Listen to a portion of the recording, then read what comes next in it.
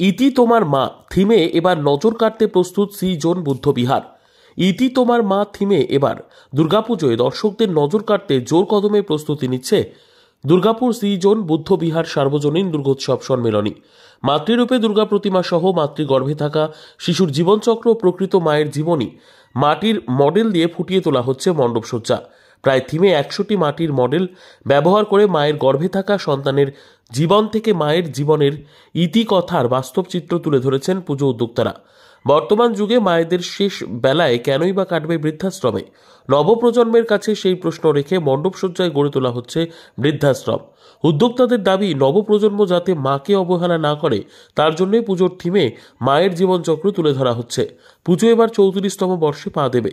প্রতিবারই তাদের থিম দর্শনার্থীদের নজর কেড়েছে।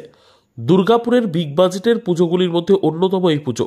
আধুনিক আলোকসজ্জায় সজ্জিত হবে এই মণ্ডপ।